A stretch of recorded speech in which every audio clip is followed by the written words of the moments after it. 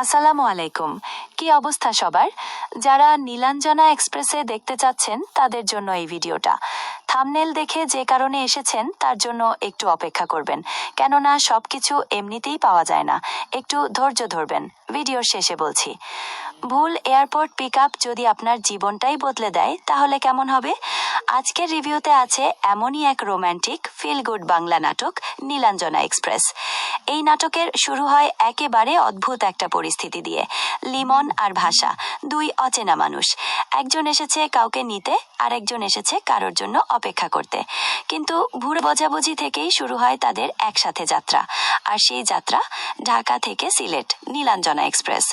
এই ট্রেন জার্নিটা শুধু একটা ট্রিপ না, এটা ধীরে ধীরে হয়ে ওঠে একটা ইমোশনাল রোড ট্রিপ, যেখানে আছে অপ্রত্যাশিত অ্যাডভেঞ্চার, হালকা হাসি, ছোট ছোট ঝগড়া, আর ধীরে ধীরে জন্ম নেওয়া এক নরম অনুভূতি।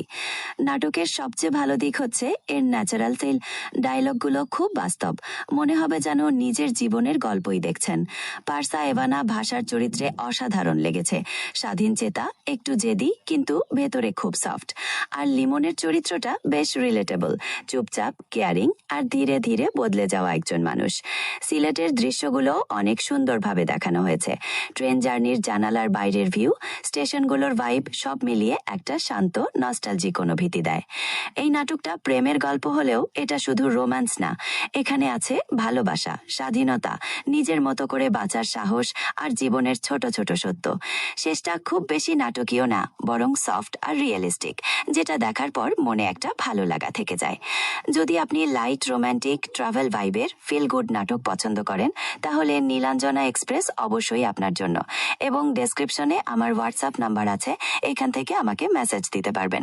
মেসেজ দিলেই বুঝতে পারবেন সবকিছু সবখানে বলা সম্ভব নয়। বুঝলে বুঝপাতা, না বুঝলে তেজপাতা।